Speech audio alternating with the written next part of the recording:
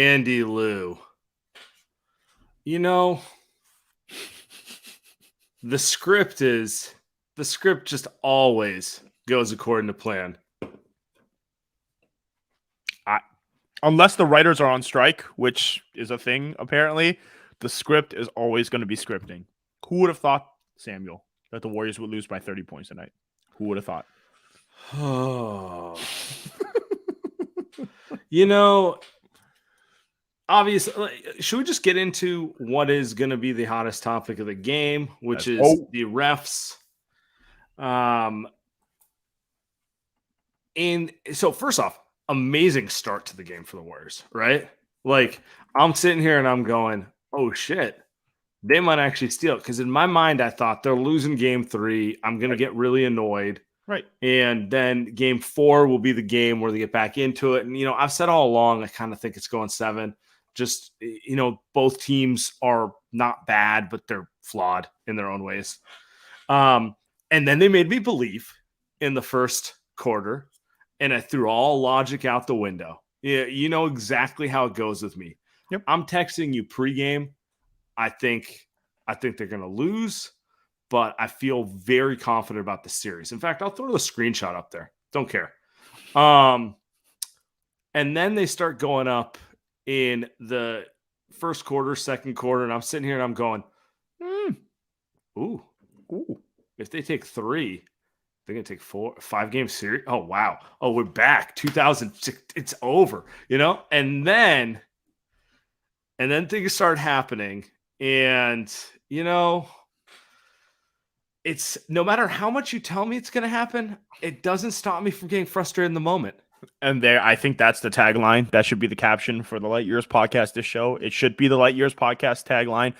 Every playoff series this postseason, because you kind of knew that the Warriors were going to throw up a stinker. The most frustrating part, to your point, is that the Warriors didn't throw up a stinker until about midway through the second quarter. Screw them for giving us hope, right? I think that the Warriors were probably always going to lose this game. D'Lo comes out, hits 3 threes, and I kind of knew, it's that type of game. You knew Shooter's going to hit a couple. You knew AD's going to give his good game out tonight. So, to me, it feels like the type of game that the Warriors were always going to lose. I know a lot of people texted me. A lot of people tweeted that they were up 40-29 in the second. Guys, it was the second quarter.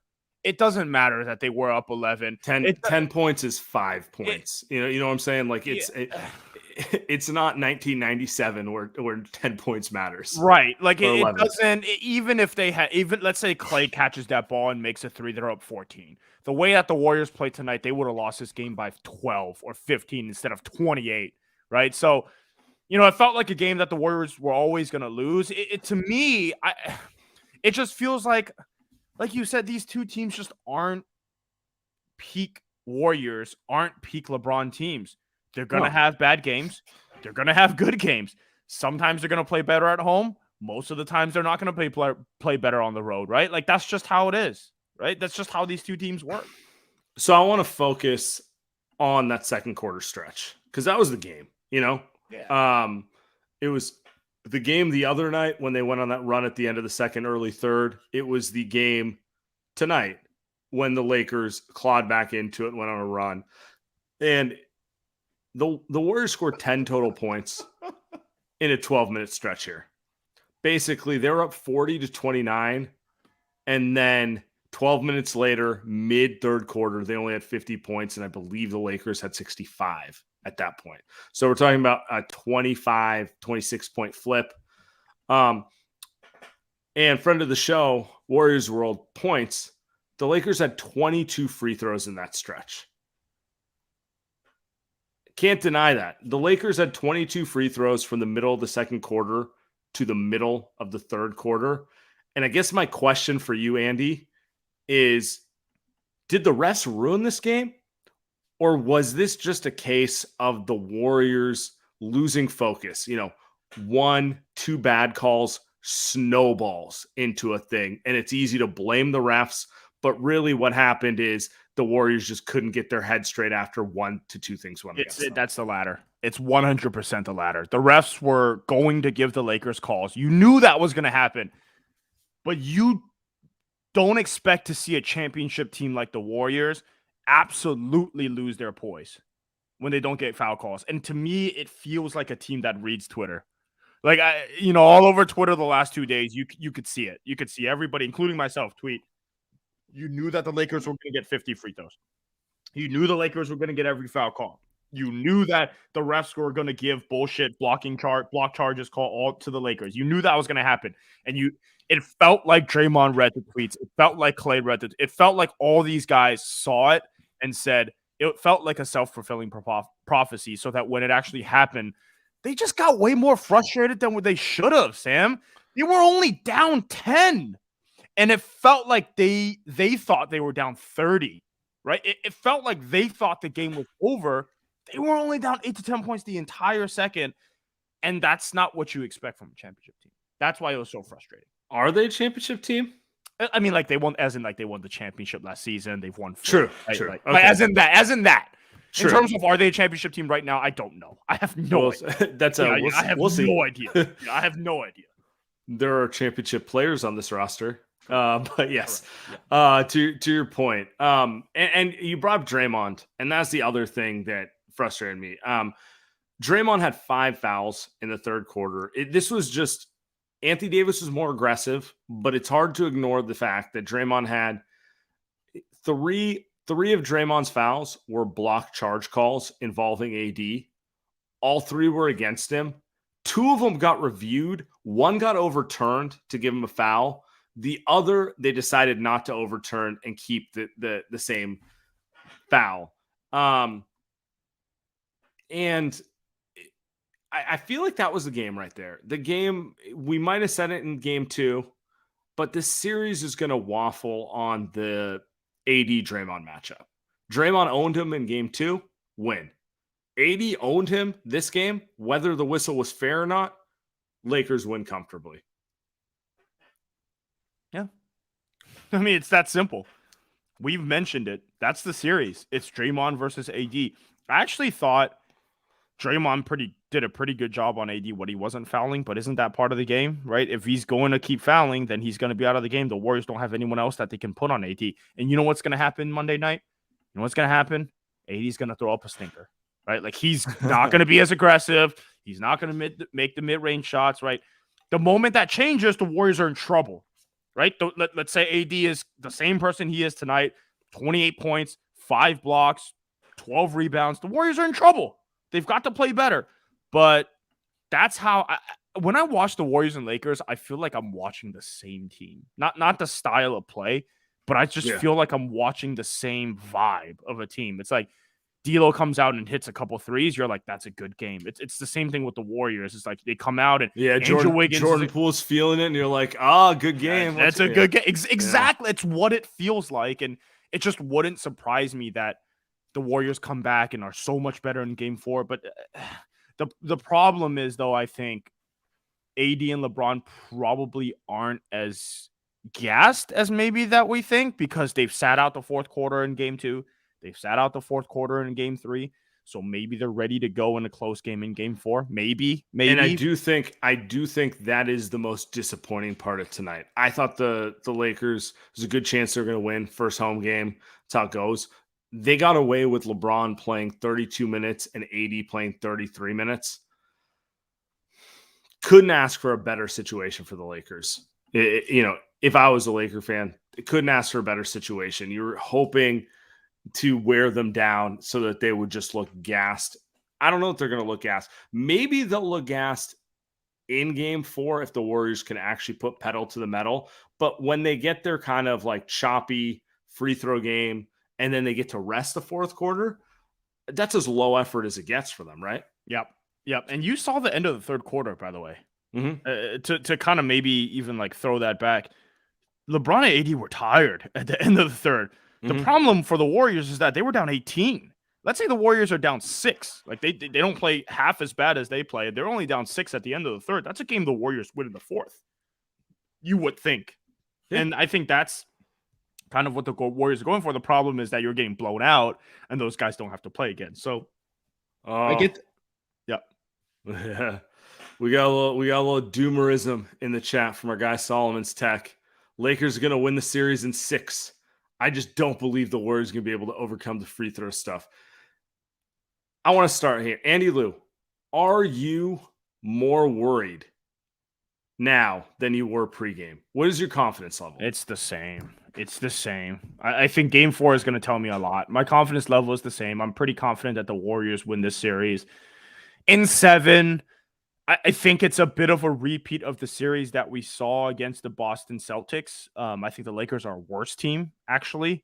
But you're asking a lot of Steph. You're asking Steph to go for 40 again in game 4. And I think that's what we get.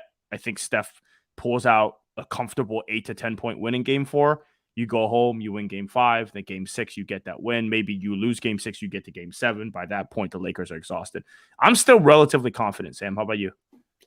Yeah, I am also fairly confident in this Warriors team. Bad taste in my mouth right now is the best way to describe it. Frustrated, but nothing I've seen from the Lakers feels insurmountable. Honestly, they're not that impressive. I saw the only thing I really want to talk about basketball-wise is Draymond. And we got a question here from Zuby, and he brings this up. When's the last time Dre's played back-to-back good playoff games? And feel free to ask questions. Just to throw a super chat. We'll get it on there.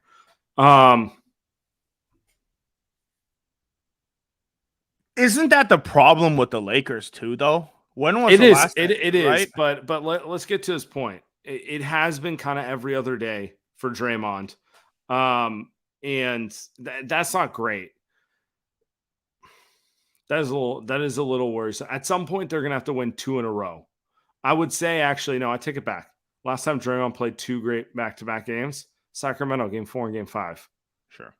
Then you throw up game 6, which was nice and frustrating. but I do think to overarching point, I just wanted to throw Zuby's question up there because he asked it a few minutes ago. Draymond's gonna have to dig in deeper on that matchup. I don't think he made AD uncomfortable enough at all. Like that's my main putting all the ref stuff aside, putting the turnovers aside. Game 2, Draymond was up in his grill and he was pushing the Warriors in transition. Game 3, it started pretty good and then a foul here and there, and then he got frustrated. Which is the lack of composure stuff that I was really shocked about. Just like, dude, you know it was coming. You knew it was coming. But I mean, how many times have we seen I'm tired of watching the same game over and over when the Warriors lose. I'm tired, right? It's 12 turnovers in the first half. It's back-breaking runs that you think the Warriors are going to go on to keep the other team back in it. Draymond gets a tech. Jermichael Green gets a tech from the bench.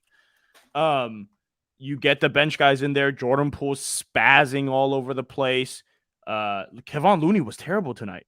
Terrible. Andrew Wiggins tries his best to get the team back in it, but he doesn't have enough. Dante DiVincenzo can't make a shot. Steph is coasting a little bit. Should Dante even be in the rotation right now? Like, that's a question I'm going to ask. Obviously, you give a guy who's been that consistent for you leash. Like, he has been a staple for them all year, but like, I'm hitting my wall here. So I think there's a couple of things to think about with Dante. So I think Steve wants to play him because he can get a rebound, he makes the hustle plays, and he can push the rock. Those are things that GP2 doesn't do in terms of GP2 can't hit a shot, and he can hit a shot, and he can't push the ball. Right? GP2 can't do either of those things. Yeah, they both are. They're equal rebounders. They both crash the glass pretty well. GPs might even be a little better at that, but yeah.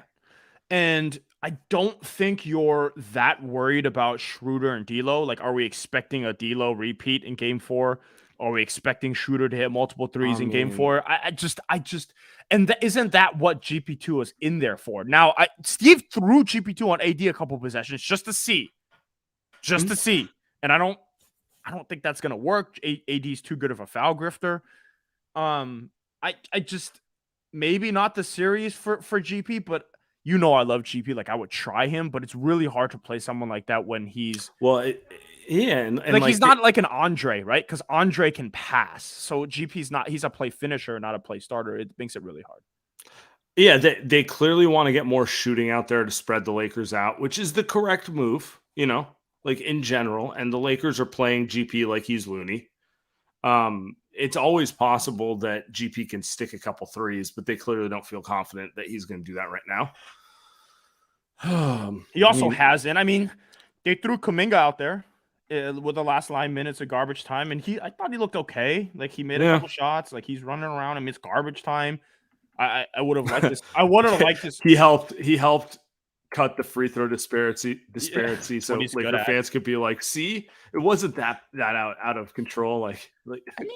Like Moses Moody wasn't great tonight. Like, do you because it's a road game, do you try to see what Kuminga has? Let's talk about that Moody play. Okay. That one really kind of grinded my gears. All right, he grabs the foot. Clearly a foul and clearly a flagrant most nights. But if you're not going to call it for the grifter crap that Schroeder did in game 2, that's what annoys me. When you see they go out of their way to call it in game 3, but they wouldn't call it in game 2, And also, just to be clear, yeah, I don't think it was an intentional grab, but he did grab at his foot. It's like, I don't know. Let me know what you saw. I don't think I disagree. I mean, I think Moody kind of knew. I think it kind of took Moody out of the game, honestly. I think he kind of got in his head after that. I think he was a little shook. I mean, I'm tired of AD. Can I just I'm sick of his shit, dude. It's every other play. He's wincing, he's groaning, he's moaning, he's falling. Dude, if you're going to be hurt, be hurt. Just one day, AD's actually going to be hurt, and people aren't going to believe him. And he's going to walk off the court. He's actually not going to come back, and people are just going to be, no, he's fine. Dude, all you do is fall on the ground. It's like Joel Embiid. It's like when I watch Joel Embiid, who's another great basketball player, enough. He's just falling down because a guy that's 6'3" ran into him. You're not – it's not basketball, man. Enough. You want to know why I feel confident? Because the basketball gods will not reward this. And at some point, you got to believe you can't grift your way through everything, No. We still haven't got a Steph Curry game. We still haven't got a lot of things in this series. They're not going to grift their way through the entire thing. So, you got to, at some point, you got to believe in some principles. By the way, sponsors of the show, Free Bread. It's an initiative that always looks for ways to give back to younger generations of future leaders, sustainably sourced, all made locally. A portion of all proceeds will be donated to youth education in the Bay Area and beyond. The Free Bread play of the game, Moses Moody getting called for a flagrant. Because let's be real, that was a play of the game. The Lakers got their free throws that they wanted. The epitome of free bread. Adam Silver said, we need this series to go longer. And if we let Steph and those boys run, it's over in 5. Going to give the Lakers some free bread. I mean, that's what the refs, that's right. I mean, just handing out, just handouts, The Lakers are like a low income shop. Just keep giving it to them, every month. Food stamps, left and right. I'm tired of the Lakers. I'm tired of talking about the refs. I hate that sort of stuff. It's a no-win conversation because the Warriors did so much dumb shit that has nothing to do with the refs. Oh, yeah. Can we be clear that the Warriors deserve to lose this game? Can we actually... The Warriors did not lose it because of the refs.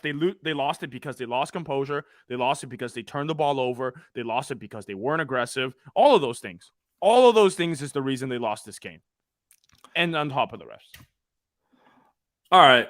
Getting a lot of comments in the chat, and it's always a favorite conversation. Steve Kerr.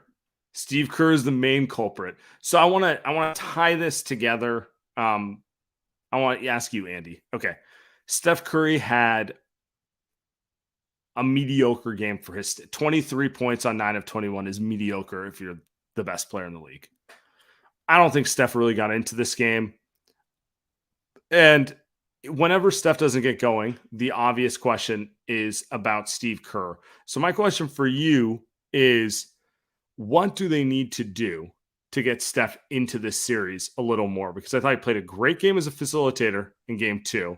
And this game, meh, Do y'all think that it's Steve that controls what Steph does? Do people just think like he's got the sticks? Yeah, you think he's just puppeteering Steph and just telling him to just coast through? Like, no, dude.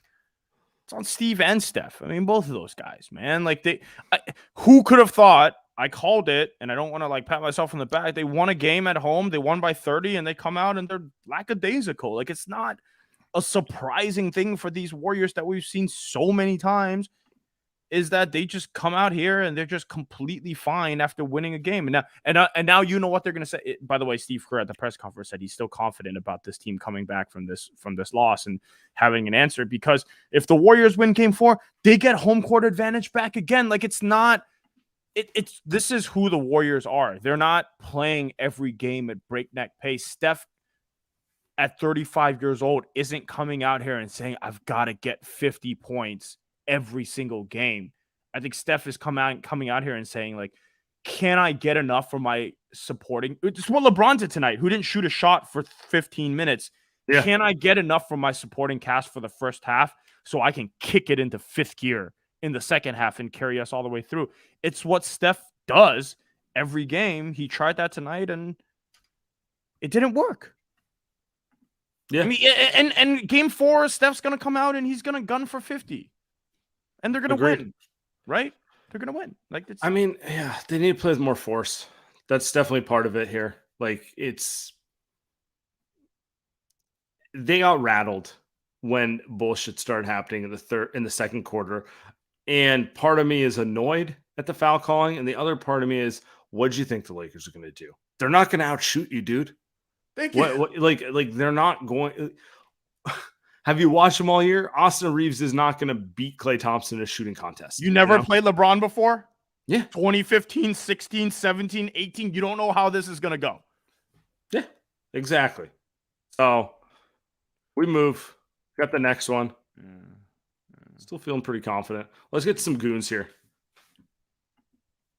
Matthew, what's up, my man? What you got for me? Well, so, we were used to the fake comebacks, but who knew that they would now come out with a new thing, which is a fake lead. Because you get used to it. You're like, it's a fake comeback. I already know what's going to happen. But when they come out and they're like, get into an 11-point lead in like the first half, you're like, all right, this is a game. And yeah, no, it's like the fake comeback, but in the first half. That's impressive. Yeah, man, find new ways to annoy the fans. It's awesome. But look, I agree. The Warriors did a ton of dumb crap, but man, it's so annoying. It's just like there's one play where Austin Reeves draws a foul on Klay. Like, Klay's arm is so far to Reeves' left, and he riffs all the way to the left. I'm just like, how is that a call, man? Like, you gotta be kidding me. But it's like it was a mixture of dumb play. There were some shots that the Warriors took in the second and third quarter that kind of felt like should have fallen, but just kind of like you said, it's just not that night. I mean, I'm still confident because all the reasons you guys said. At the end of the day, they showed up for 12 minutes and then kind of went back into their caves. But if they show up for a full game, like we've seen it so far this playoffs, like when the guys show up, they win generally. And I'm especially confident after like the garbage time. It's like, man, they're still dropping in buckets. Like, I don't know. But yeah, I mean, still confident, but yeah, agreed. Annoyed with the whole team, annoyed with the refs, whatever. Appreciate you, Matthew. Get it all out. Fake lead is amazing, by the way. The fake lead is unbelievable. Well done. Fake lead is amazing. Well done. All right, let's get to Adam. Think about that. Adam, what's up, man? Hey, what's up, guys? I mean, is it? We've watched this team. I don't think this was anything like different. I mean, you guys are saying it. I thought that they'd lose. The fake lead comment, like you said, was funny. What's the worst about it is my phone is always really busy after the Lakers beat the Warriors, after the Warriors lose in general. But everyone's like hitting me up. Oh, did you watch the game? I was like, yeah, man. Yeah, of course I watched the game. But everyone's got my number. As soon as the Warriors lose the Lakers, but we're with it. I thought one thing I left a voicemail, so I don't know, just delete that shit. But I thought it was interesting. Kuminga comes in, he like pump faked a three, took a few steps and like shot a little like midi push shot, and I was like, that's what we've been asking him to do over and over. So maybe like that's like a good sign for him. I don't know if it really matters with like down 30, 8 minutes left. So I think we're on pace for, as you guys are saying, for like a Steph like masterclass. And now, am I crazy to think? I think it'll be 2-2 after Monday. Am I crazy to think we're not completely out of it down 3-1? Like 2 of the next 3 would be in San Francisco. Is that crazy? Like I'm not now. I'm saying this now, down 2-1, but Sam, can you read me out the tweet that you sent to me mid-game, please? Can you read it out? Which one did I send? Okay, so Sam, mid-game, this game, comes and says to me, he says, I'm not worried about this series. I will only be worried if the Warriors... yeah. That's a text, not a tweet. Yeah, okay. Yeah. Midway through the fourth quarter, the Warriors are facing elimination and are down, then I will be worried. Yeah. So, yeah, I think, yeah. It doesn't feel like the Boston series. No. I remember. I don't think I've ever been more angry after they lost game 1 in Boston. I was so mad. And that was like fake shooting too. And then down 2-1. And then those graphics where it's like the Celtics had an 86% chance to win. And I was like, dude, like, are we cooked? Like, I thought we were cooked. And then like, I remember, I think I was at work too for like game 3. I'm listening to it and I'm like, is this the end? Is this the end? I was way more worried in Boston than I am here. So yeah, I think we'll be okay. I think so too. Adam, appreciate you, man. Appreciate you guys. I'm not ready to entertain the 3-1 stuff or anything. We'll get there. Let's just get through the next one. That'll be pretty funny though. It's too corny. That's some, anyway. We got a special guest here. We got the man, the myth, the legend. Yes, sir. Mr. Mikas. Hit us, Mikas. How we doing, boys? All right. I was thinking to myself, because I did text Andy saying they're going to lose tonight and my confidence has never been higher the rest of the way. And then, the second quarter run starts and my mood just shifts because I get annoyed because I'm a human. And because even though I can rationalize it, I still have human emotions. So I need you to bring the arrogance and just kind of like really drive the point home, because I know where your head's at. Like, the thing is, I was watching. I know you guys just said it's not like the Boston series, or whoever was speaking said it wasn't like the Boston series, but I'm getting real Boston series vibes here. I think we're going to be down in the fourth quarter in game 4. 4 or 5 points, and we're going to go Steph, Dre, pick and roll, because they're not going to give Dre 5 fucking foul calls through 19 minutes of playing time.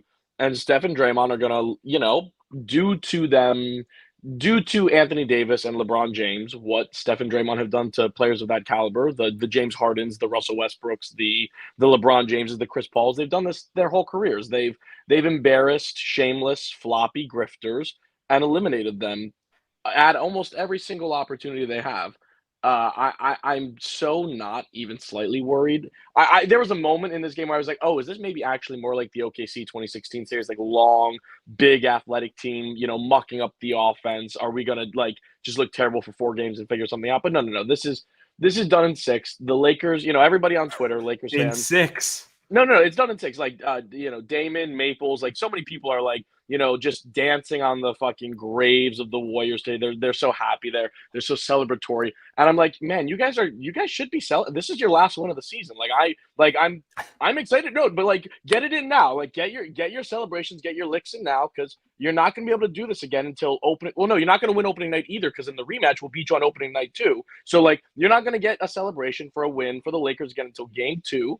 of the 2023-2024 season. And, you know, I hope you guys really relish this Game 3 win in crypto, which sounded like a graveyard. And I heard a lot of Warriors fans there for that first quarter and a half.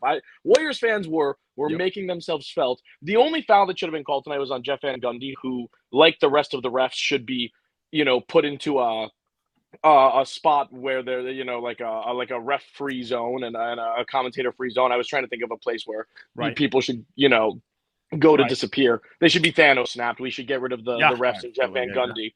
But I mean, my God, the free throw disparity. I don't want to complain about it, but it's kind of impossible not to notice. But I got a friend from in town who I was watching FaceTiming every game of the playoffs last year. We watched all the finals runs together. He became a Warriors fan, like, you know, a little bit after I did, and we have watched every run. He is in town in New York for Game 6 and Game 7. We will be watching together. Klay Thompson's his favorite player, and I called him right after the game was done. I said, "Yo, we're gonna be together, right, for Game 6 because it's Klay in Staples. His dad's gonna be on the call. Game 6, Klay, and your boy's gonna send those fucking guys home. Game 6, right?" And he said, "Oh, you know it." He said it with confidence. He's like, "Dude, I'm not even worried. Klay's dropping 35 plus Game 6." Like, so I'm not worried. Fuck this fucking team. And when we dance on their graves, man, it's gonna be nice because we will have earned special. It. Boys, see you soon. Appreciate you. That's the energy I needed. I need someone to snap a little sense. Just, you know, a little reminder. Get us going. You know, we should have just started with that, ended with that. Mm-hmm.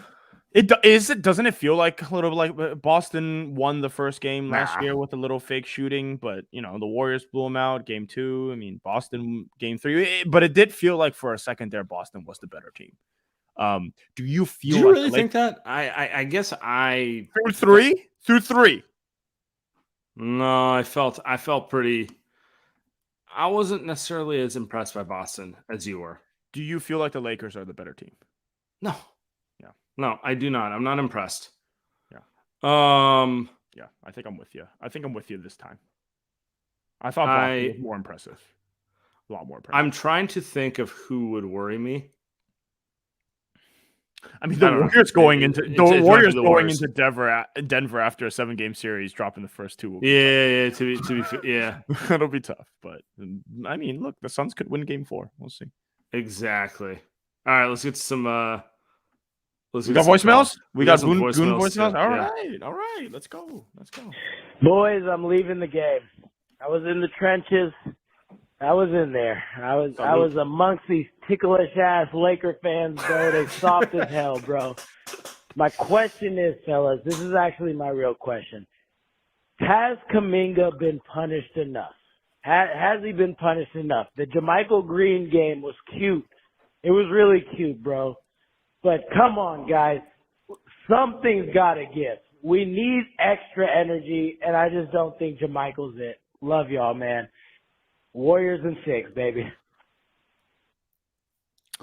Okay. I actually like the question, but yeah, I was gonna say, let me ask you this because I don't want to talk about JaMychal that much. I don't really think it's his fault.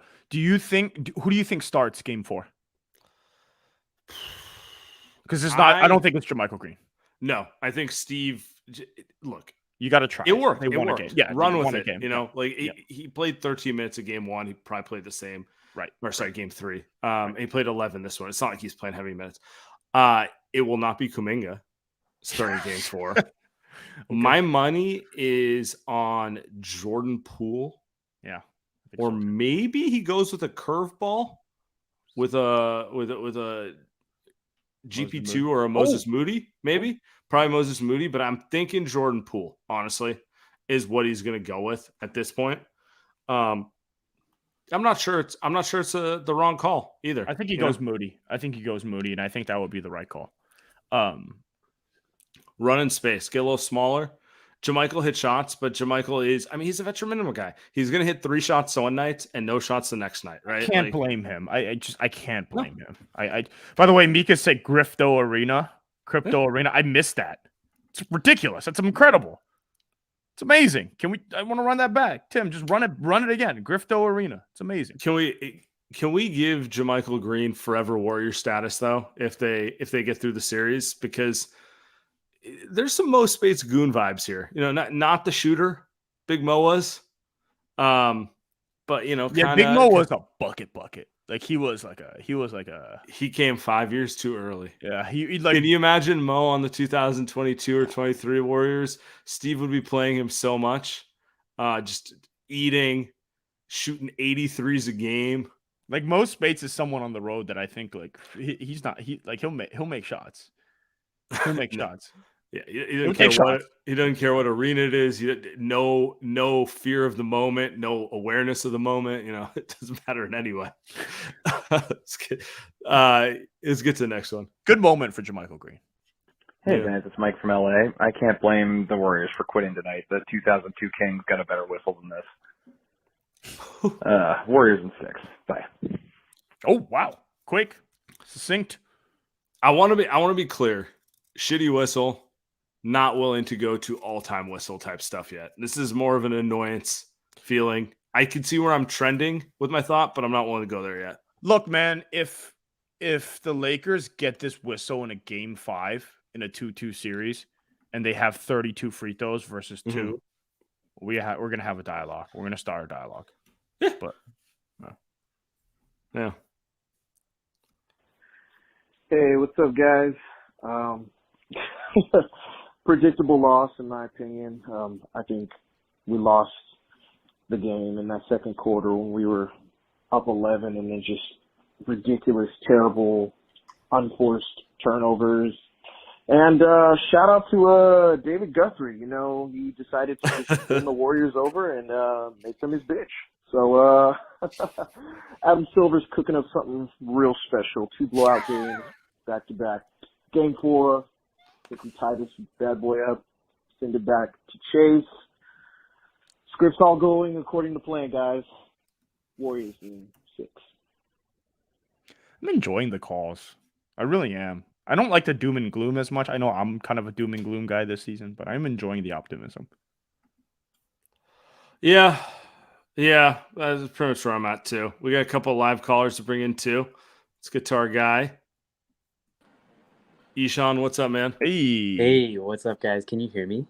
Yeah, you're clear. Okay. So I'm super frustrated today. Like I got off of work and I was excited to watch the team.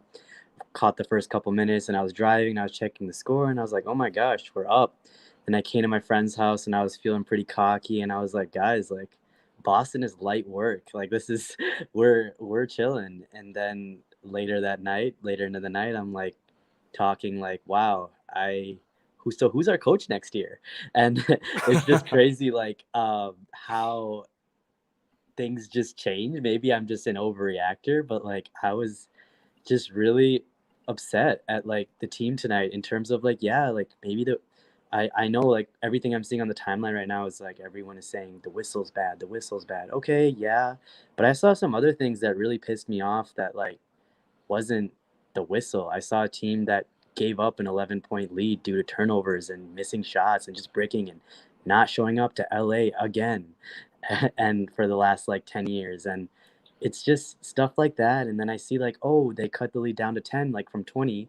And then I see Steph get subbed out for Clay. And I see a lineup of like Dante, Clay, Moody, and Looney. And I'm like, what's going on? Like, what are we doing here? Like, it's just some of this stuff really makes me mad. And I'm just not enjoying the Jordan Poole experience anymore. And when it's at a point when we're in garbage time with like third stringers and Jordan Poole's still looking like the worst player on the court, I'm concerned. And I don't know, like, if we don't get out of this series, I'm just not sure. I wanted to get your opinion on, like, do you guys see, like, if Jordan Poole would be back or Steve Kerr would be back in that sense? Like, this is just something I was thinking about. 90% Steve's back. If they lose, 90 plus percent Steve is back. 50% at best Jordan Poole's back. Yeah. Is my personal perspective. Kerr has too much credibility with the core and like the guys who matter. 99.9% Steve is back. Come on. Hey, he doesn't have a contract. Do you guys next agree year, that? So there's a little bit of a. I'll make it 98%. Okay. Do you guys agree that this wasn't another good Steve Kerr game? Like we didn't get a good Kerr game. I feel like. I don't know. I think the players play like shit. Yeah. I was I mean, like, my personal opinion is I was much more annoyed with Steve in game 1 when it was very clear what they needed to do to attack the Lakers, and they decided to just kind of like play their feel out bullshit. This one, it felt way more like the players got rattled when the whistle didn't go their way and like threw a tantrum. And it starts a little with Clay and Draymond and Steph, honestly. Clay was terrible after hitting the first couple threes. Yeah. So it's like I don't know that this is a game that like Steve's gonna put into like, you know, his like greatest coaching moments. But this one felt more of a player thing to me than game 1. Yeah. And my last question is, do you like I don't know if you guys talked about this before, but do you see like the thing about like Steve Kerr is like, do you see that if Dante and Jordan like do you see them having an impact on the series, or do you think they're gonna get benched, or do you see them as playable at this point? They were so bad against the Kings. They have to be playable though. Like, right? You know what I'm saying? Like they need guys who can push the pace, because that's going to be how they beat the Lakers. Yeah. I mean, they're not giving you reasons to believe it. I'm just saying they have to be. It's rough, man. It's a rough watch. All right, Ishan, appreciate you, bro. I don't know, Andy, what do you think? I cut you off there on Poole and Dante. I'm kind of with you. I think so. Ishan's right. Like, those guys are terrible, or playing terrible. Not terrible. They're playing terrible right now, right? Poole and DiVincenzo, even at home. But if the Warriors want to play the way they want to play, which is gas out the Lakers and play fast, which is how they're going to win, it's the right strategy. Those guys have to play. Maybe one thing I would try is I might try benching one of Poole or DiVincenzo for GP2. Just, you don't need that many ball handlers. Just kind of keep the ball in Steph's hands and Draymond's hands or Looney's hands to initiate offense, or Dante / Poole, and just have GP2 as a defender / finisher. Like, I think maybe you want to try that, because I do think with Poole and DiVincenzo out there, the lack of IQ with the right shots that are being taken is pretty bad. Both of them. I know I give a lot of shit to Jordan Poole, but Dante takes a lot of bad shots. And I think if you can cut down half of that by playing one of those guys, it might make your shot selection a little bit better.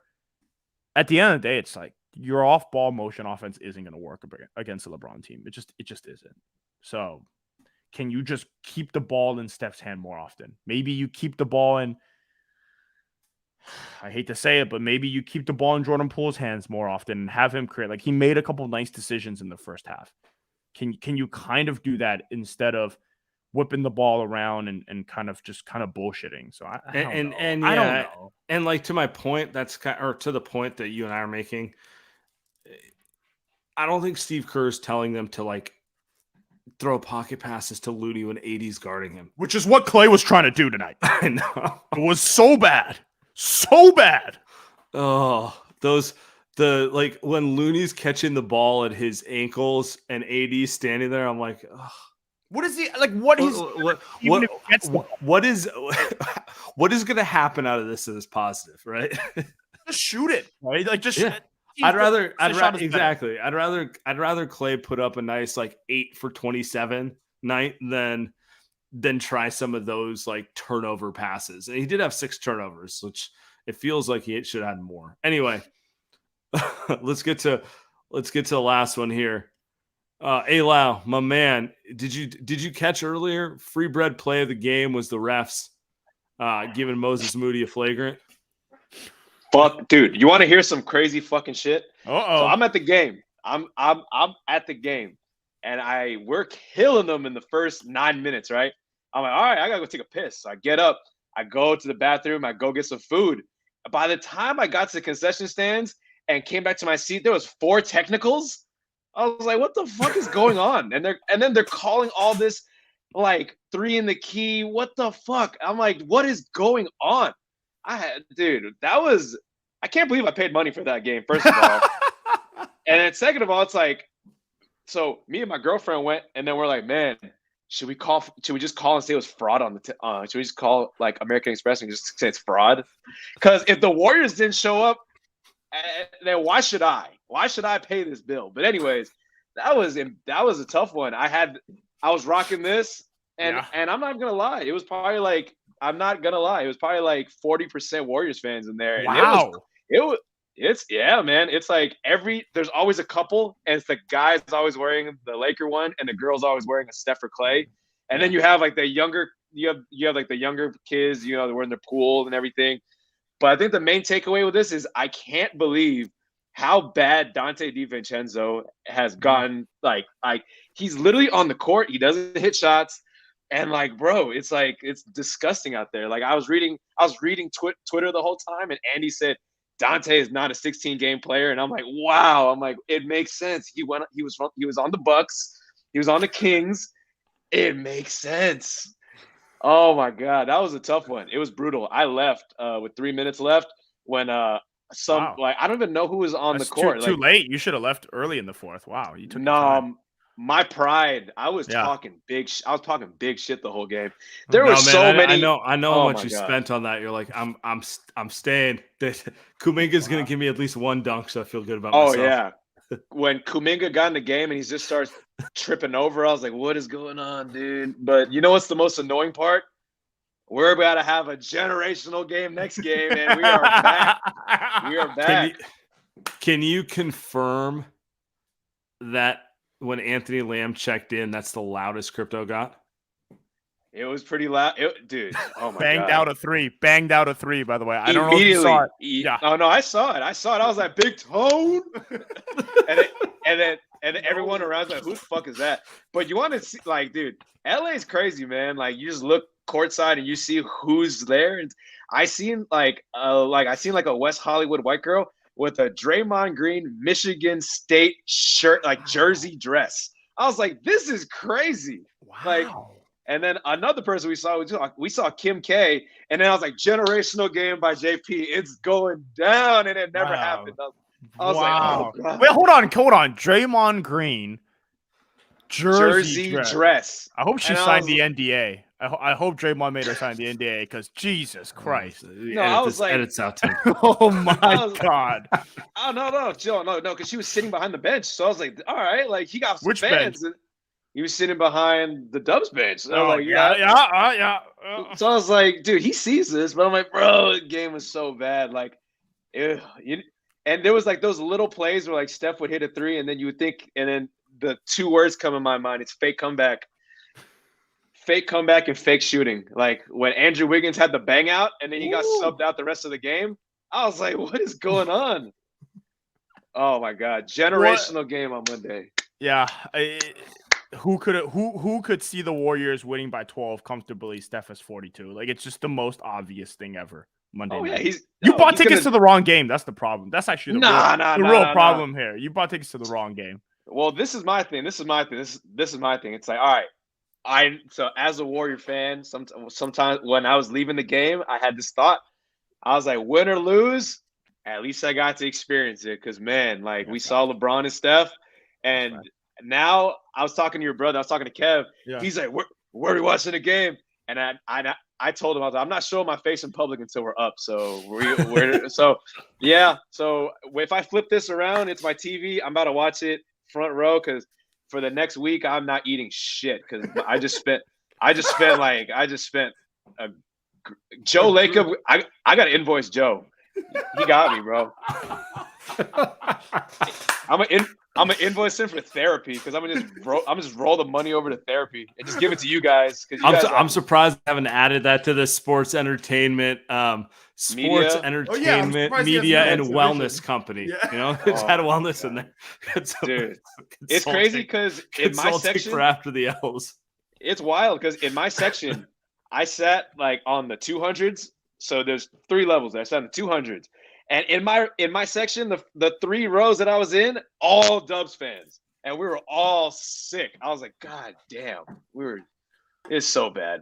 But generational game next game. Klay Thompson, that bullshit he was doing when he would dribble into the lane, and then he thinks he's like prime Steve Nash by just trying to drop it off. I'm like, what are you doing? Yeah. Seeing that live wanted me to throw my fucking phone. Like, I'm like, oh. And you know what? Yeah. We'll be back here Monday night, and we're locked back in, brother. We're locked back in. At least they didn't ruin my Sunday, you know.